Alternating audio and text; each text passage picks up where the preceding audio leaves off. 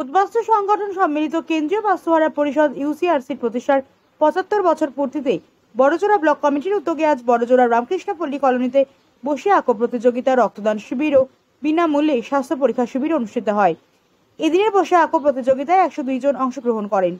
কেন্দ্রীয় বাস্তুহারা পরিষদের এই অনুষ্ঠানে উপস্থিত ছিলেন রাজ্যের প্রাক্তন মন্ত্রী ও বাম নেত্রী দেবলীনা হেমব্রম, রাজ্য নেতৃত্বের তরফে প্রাক্তন যুব নেতা অভয় মুখার্জি, গণ আন্দোলনের নেতা প্রাক্তন বিধায়ক সুজিত চক্রবর্তী, সুজয় চৌধুরী, উদ্বাস্তু আন্দোলনের নেতা জীবন ভট্টাচার্য, দীপক সরকার, সুধাংশু মজুমদার, বাদল কর্মকার, বাম নেতা রামপ্রসাদ চক্রবর্তী, রবীন্দ্রনাথ মণ্ডল প্রমুখ।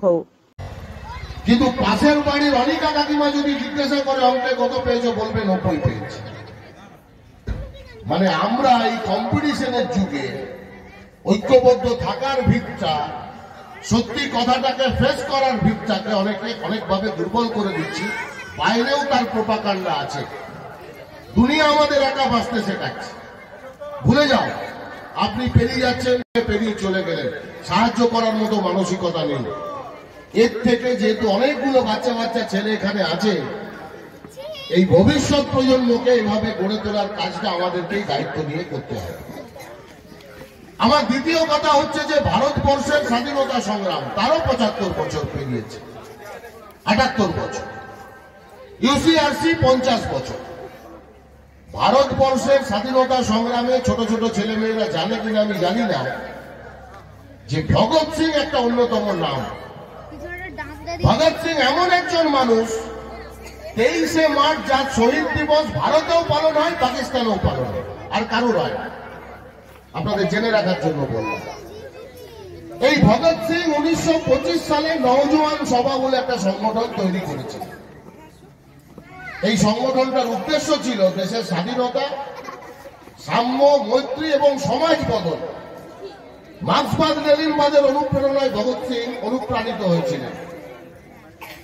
অন্যদিকে ১৯২৫ সালে আরেকটা সংগঠন তৈরি হয়েছিল, তার নাম হচ্ছে আরএসএস, রাষ্ট্রীয় স্বয়ংসেবক সংঘ। স্বাধীনতা আন্দোলনের ইতিহাস আপনি যদি দেখেন, ভগৎ সিং ইংরেজদের কাছে একটু মাথা নত করলেই ওর ফাঁসিটা আটকে যেত। ২৩শে মার্চ ১৯৩১ সালে যখন ভগৎ সিং এর ফাঁসি হবে সকাল ৭:৩০, ৫:৩০ জেলার গেছে যে আপনি রেডি, চান টান করুন, এবারে আপনার ফাঁসি হবে। বললো দাঁড়ান, আমাকে আধ ঘন্টা টাইম দিন, আমি এখন একজন বিপ্লবীর সাথে কথা বলছি। মানে ভগৎ সিং মরার ২ ঘন্টা আগে লেনিনের জীবনী পড়ছিলেন। বলছে একজন কমরেডের সাথে এখন কথা বলছে, আপনারা ডিস্টার্ব করবেন না। তারপর যখন নিয়ে যাওয়া হলো ফাঁসির মঞ্চে, যারা যায় অবক্ষয় করছে।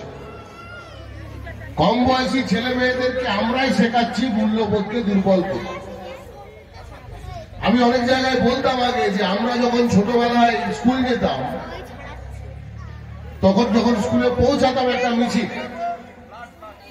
আমি বাঁকুড়া শহরে থাকি, এখন দেখে কেউ কাউকে চেনে না, সবাই বাবার হাত ধরে স্কুল যায়, মায়ের হাত ধরে চলে গেছে। এই যে ছোটবেলা থেকে আমরা হাতগুলোকে আলাদা করে দিচ্ছি, ঐক্যবদ্ধ ভাবে বাঁচার জায়গাটাকে দুর্বল করে দিচ্ছি, এটা আমাদের অভিভাবকদের ভাবতে হবে।